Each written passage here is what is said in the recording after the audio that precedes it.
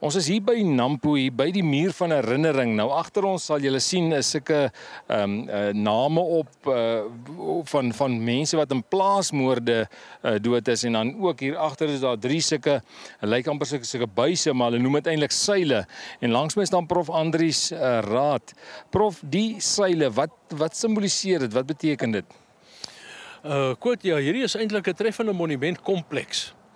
Daar is die 3 seile wat dui op die gesinslewe, met ander woorde die vader, die moeder en die kinders, wat uit die aard van die saak baie swaar onder die plaasmoorde verskynsel in ons land deurgeloop het van alreeds die begin van die 1990s af. En dit het net des te meer intensief geword. Die tweede belangrike punt is dat daardie 3 seile staan hier naast mekaar. Met ander woorde, dit vorm 'n eenheid. En die gesinseenheid wat vir ons, nie net in die landbou nie, maar ook in ons volkslewe, een van die grondpilare van 'n gesonde samelewing is, die is onder geweldige druk as gevolg van die aanslag wat ons landbouers ook fisiek moet ervaar.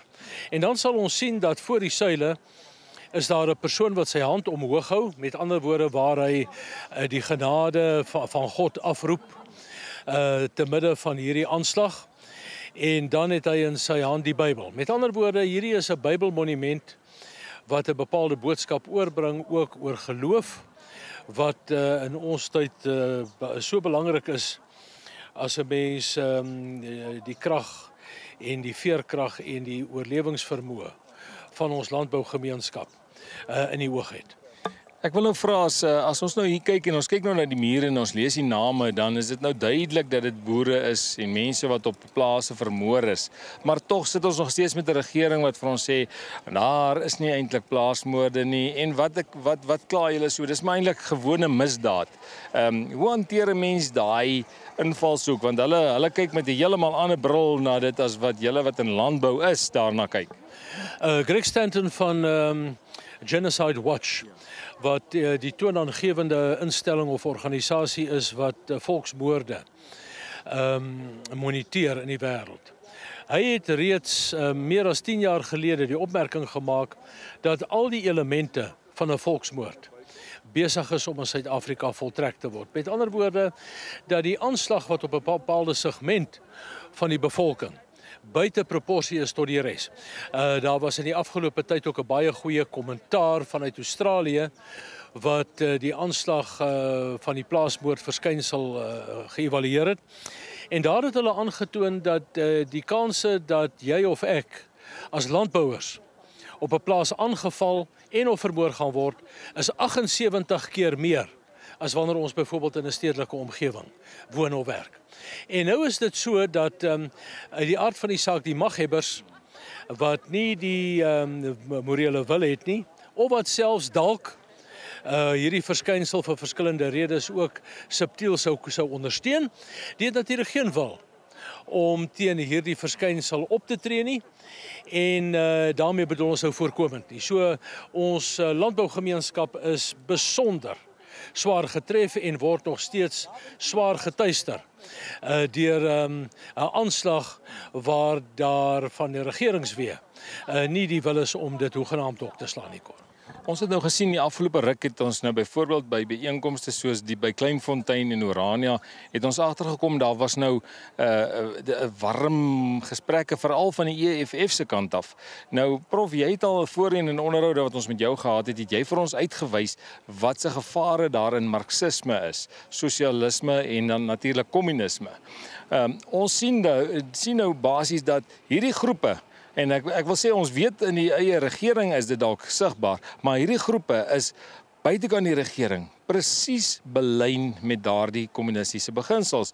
Hoe hanteer julle in landbou daai ek sê nou maar gevaar, daai beïnvloeding wat van die kant af aankom wat eintlik maar net 'n aanslag is op die boere?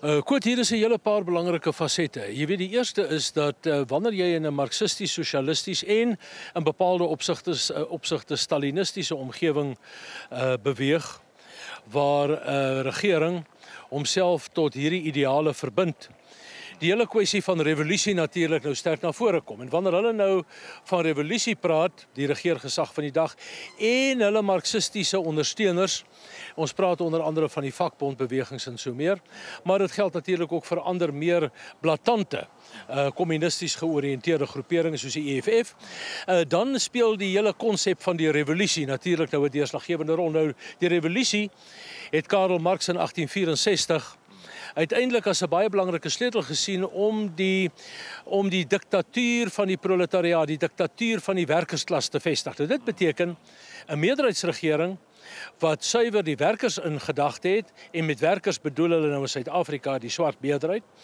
en dat om daardie doelwitte te bewerkstellig geen geweld buite perke is nie.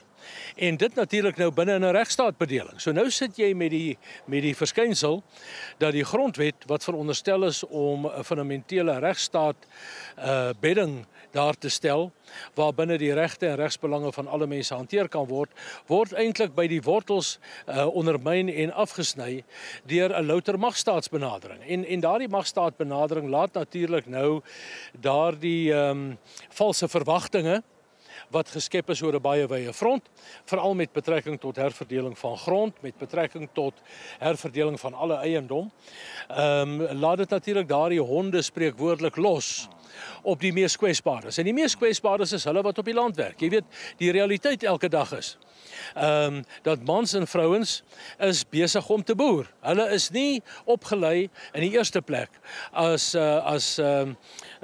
mense of as kenners om veiligheid af te dwing en te handhaaf nie. So hulle produseer, hulle is produsente. En en ek wil sê hierdie elemente wat afspinsels van die revolusie is, maak natuurlik nou ruim daarvan gebruik om op onbewaakte oomblikke en die onbehoedsaamheid van slagoffers toe te slaan. En dan sit ons met 'n verskynsel wat besig is om toe te neem. En dan sit jy aan die ander kant met 'n regering in 'n poging eerder om voorkomend op te tree.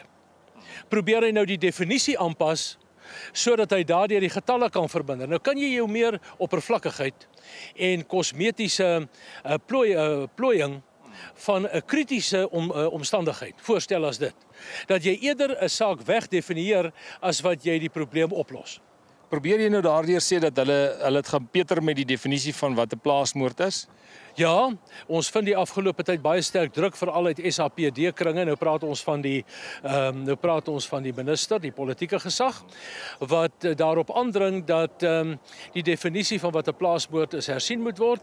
En hulle hanteer dit dan op so 'n wyse dat nie meer die lokaliteit waar die moord gepleeg word deurslaggewend is nie, maar nou die aard van die misdryf wat daar gepleeg word. Met ander woorde, en die persone teenoor wie dit gepleeg word. Dit het nou so ver gegaan dat daar selfs sprake was dat plaasmoorde dan nie sou insluit die werknemers of selfs die familielede van 'n boer nie, maar net hy. Of kuiergaste nie. U sien dit en dis natuurlik hierdie oppervlakkigheid wat ons politieke gesaghebbers nie besef. Elders in die wêreld eenvoudig net nie haalbaar is en nie afgaan nie. Ons kan dus verstaan waarom veral die Trump-administrasie so sterk standpunt teen hierdie oppervlakkige politiekery inneem. Die Nampo manne het vanoggend hierso ek wil amper sê 'n ligte diens gehou, gedenkdiens gehou hierso by hierdie steen wat ons hierso sien, hierdie gedenksteen, ook as 'n gebaar om eintlik te wys en te erken dat hierdie boere het gesterf terwyl hulle in die landboubedryf was.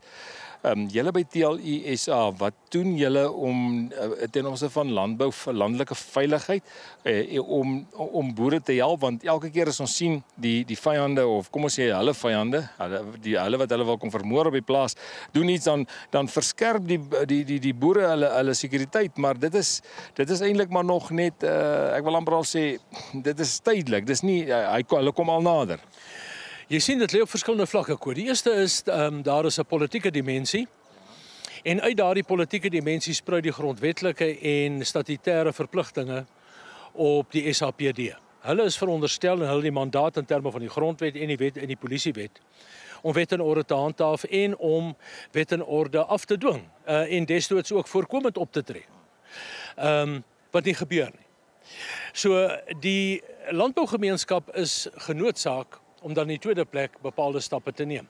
Ek kan net sê dat TLI SA en al sy veiligheidsstrukture 'n deurslaggewende rol speel op grondvlak in ons landbougemeenskappe om opleiding te gee, om bewusmaking te skep en om mee te werk daartoe dat verhoudinge gefasiliteer word tussen die verskillende belanghebbende instansies. En met belanghebbende instansies bring dit ons by die derde punt.